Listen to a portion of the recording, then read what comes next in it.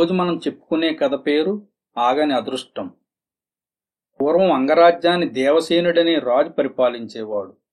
ఆయనకు లేక ఒక కొడుకు పుడితే అతనికి నవనీతుడని పేరు పెట్టుకున్నాడు. నవనీతుడు చిన్నతనం నుంచి భూతదయ కలిగి ఉండి లోకోపకారమే జీవిత పరమార్థమని భావించేవాడు. అందువల్ల రాజభోగాలంటే నవనీతునికి ఇష్టం లేకపోయేది. యుక్త వయసు వచ్చాక దేవసేనుడు కొడుకు పట్టాభిషేకము వివాహము చెయ్యాలని ఏర్పాట్లు ప్రారంభించాడు. ఈ విషయం నవనీతుడికి తెలిసి చాలా బాధపడ్డాడు. తండ్రి ఒక రాజకుమార్తె పటం తీసుకుని వచ్చి, ఈ అమ్మాయి నీకు నచ్చిందో లేదో చూడు, నచ్చితే తక్కిన వివరాలన్నీ చెబుతాను అని అన్నాడు. నిజానికి దేవసేనుడు అప్పటికే ఆ వివాహాన్ని ఖాయం చేశాడు.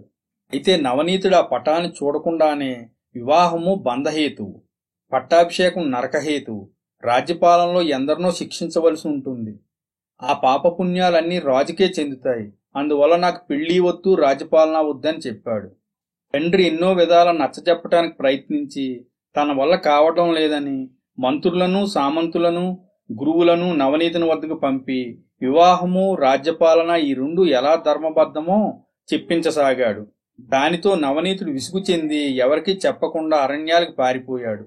అరణ్యంలో తన శరీరం మీద ఉన్న విలువైన వస్త్రాలు, ఆభరణాలు చెంచులకు, కోయలకు దానం చేసి ఒక చిన్న పర్ణకుటీరం నిర్మించుకుని ఆకులు అలములు తింటూ భూతదయతో జీవితం గడపసాగాడు. ఒకనాడు నవనీతుడు తన పర్ణశాల నుండి యువతలకు వచ్చేసరికి ఒక అడవి పావురం కింద పడి ఉంది. దాని దగ్గర మరో పావురం తిరుగుతూ ఏడుస్తూ ఉంది. దానితో నవనీతుడు ఎవరో బోయివాని బాణంతో ఒక పావురం దెబ్బతిని పడిపోయిందని, దాని జంట దుఃఖిస్తుందని గ్రహించాడు. ఎలాగైనా సరే అమాయకమైన ఈ పావురాల జాతిని బోయవాళ్ళ నుండి రక్షించాలని అనుకుని నాటి నుండి పావురాలు గూర్చి శ్రద్ధ వహించాడు. పావురాళ్ళకి ఎన్నో కష్టాలున్నాయి. ఒకవైపు బోయవాళ్లు వేటాడేవారు, మరొక వైపు పాములు వాటి గుడ్లను తినిపోతూ ఉండేవి. అందువల్ల పావురాళ్లను నవనీతుడు తన ఆశ్రమంలోనే పెంచసాగాడు. వాటికి నూకలు తెచ్చిపెట్టడం, రోగం వస్తే ఆకుమందులు వేయటం చేసేవాడు. అయితే అడవి పావురాలు పగలంతా ఎక్కడెక్కడో తిరుగుతూ రాత్రి కొన్నింటికి చేరలేకపోయేవి. అలా కొన్ని తప్పిపోవటం కూడా జరిగింది. రోజు అతడు పావురాలన్నింటినీ లెక్కబెట్టుకుని ఒకటో రెండో తగ్గాయని తెలిసి ఎంతో బాధపడేవాడు. తెల్లవార్లు వాటి రాక కోసం ఎదురుతెన్నులు చూసేవాడు.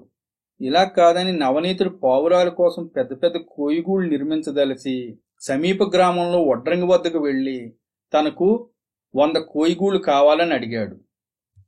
వడ్రంగి చేయటానికి అంగీకరించి, కాని 100 గూళ్ళంటే మాటలు కాదు, ఎంతో ధనము శ్రమ వినియోగించాలి, 100కి 10 వరహాల చొప్పున ఇవ్వండి అని అడిగాడు. నవనీతుడి వద్ద చిల్లి గవ్వ కూడా లేదు. అందువల్ల ఆ వరహాలకు బదులు మరి ఏమైనా కోరుకోమన్నాడు. వడ్రంగి ఆలోచించి, పోని మీ అడవి నుండి అంతే ఖరీదైన చందనాన్ని నాకు ఇవ్వండి అని కోరగా నవనీతుడి దానికి వెంటనే అంగీకరించాడు. అడవికి పోయి వృక్షం వెంట వృక్షాన్ని నరికి చందనమంతా ఒక చోట పోగు చేయసాగాడు. చందన వృక్షాలను పాములు చుట్టుకుని ఉంటాయి. నవనీతుడు నిర్భయంగా పాములను కత్తితో దూరంగా విసిరివేయటమే కాకుండా మీదకి వచ్చిన వాటిని సర్పవైరి అనే ఆకుల సహాయంతో భయపెట్టేవాడు. వాటి వాసనకు పాములు తల తిరిగి పడిపోయేవి. ఇలా చందనాన్ని పోగు చేస్తూ ఒక చెట్టును నరుకుతూ ఉండగా నవనీతుని గొడ్డలి తగిలి చెట్టు త్వరలోని ఒక పాము సగానికి తెగిపోయింది. అది ఒక దేవతా పాము. అది చూసి దాని పిల్లలిద్దరూ ఏడవసాగాయి. అప్పుడు పెద్ద పాము, పిల్లలు ఏడవకండి, మీరెక్కడైనా రాజుల్లేని అరణ్యాలకు వెళ్లి జీవించండి అని అంటూ, ఇలానే పూర్వం అవంతిరాజు వేటాడడానికి వచ్చి నిద్రిస్తున్న నన్ను కొట్టి నా శిరోరత్నాన్ని లాక్కుని పోయి తన కూతురికి ఆభరణంగా ఇచ్చాడు. చావు తప్పి అప్పుడు ఎలాగో బ్రతికాను. ఇప్పుడు ఇంకో రాజు వచ్చి నన్ను చంపబోతున్నాడు అని చెప్పింది. ఈ మాటలు విని పాము పిల్లలు ఇంకా ఏడవసాగాయి.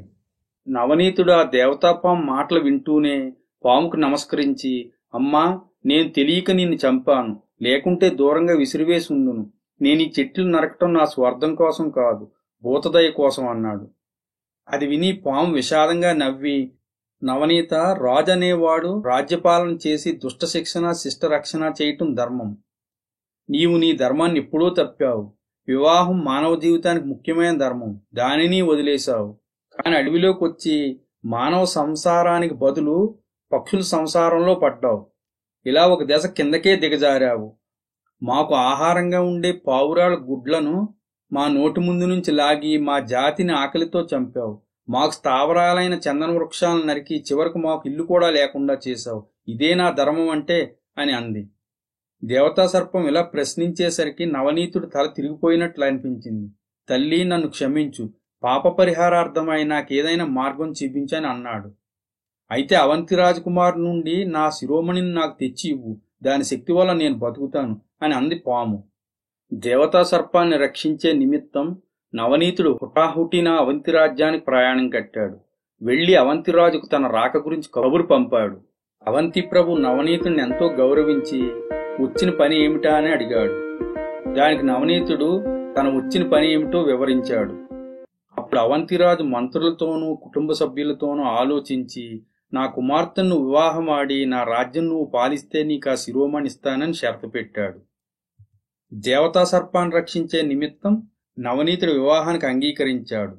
అవంతిరాజు ఇచ్చిన శిరోమణిని తీసుకుపోయి సర్పానికి ఇచ్చాడు నవనీతుడు. సర్పం కృతజ్ఞతలు తెలిపి, వివాహం చేసుకుని రాజ్యపాలన చెయ్యి, అదే నీ ధర్మం, అది చెయ్యకపోతేనే పాపం వస్తుంది అని బోధించి పంపింది. నవనీతుడు ఇచ్చిన మాట ప్రకారం తిరిగి వచ్చి అవంతి రాకుమారుని వివాహం చేసుకుని అవంతి అంగరాజ్యాలు రెండింటికీ పాలకుడైనాడు. అలా కొన్ని రోజులు జరిగిన తర్వాత ఒకనాడు దేవసేనుడు, నేను మొదట నిన్ను అడిగినప్పుడే నువ్వు వివాహం చేసుకుని ఉంటే ఇంత కష్టమో ఇంత కథ జరిగి ఉండేది కాదు కదా అని అన్నాడు. దానికి నవనీతుడు, అప్పుడు నాకు రాజ్యపాలన మీద మనసు లేదు, భూతదయ అంటే వేరే ఎక్కడో ఉందని అనుకునేవాణ్ణి. రాజ్యపాలనమే భూతదయ అని తెలుసుకోగలిగాను. పైగా అప్పుడు మీరు తెచ్చిన సంబంధం ఏదో మరి నాకు తెలియదు. ఇప్పుడు మాత్రం అవంతి రాజపుత్రి మీ కోడలయ్యింది. దేవసేనుడు నవ్వుతూ, ఆనాడు నవనీతుడు చూడటానికి కూడా అంగీకరించిన ఆ పటాన్ని తెచ్చి చూపించాడు. అది అవంతి రాజకుమారి చిత్రమే. తండ్రి ముందే నిర్ణయించిన సంబంధం అలా తనకు అయ్యిందని తెలిసి నవనీతుడు ఆశ్చర్యపోయాడు. శిరోమణిని ఇవ్వటానికి పెళ్లి షరతును అవంతిరాజు ఎందుకు పెట్టాడో నవనీతుడికి అప్పుడు అర్థమైంది. Please like, share and subscribe. మరి ఒక మంచి కథతో కలుద్దాం.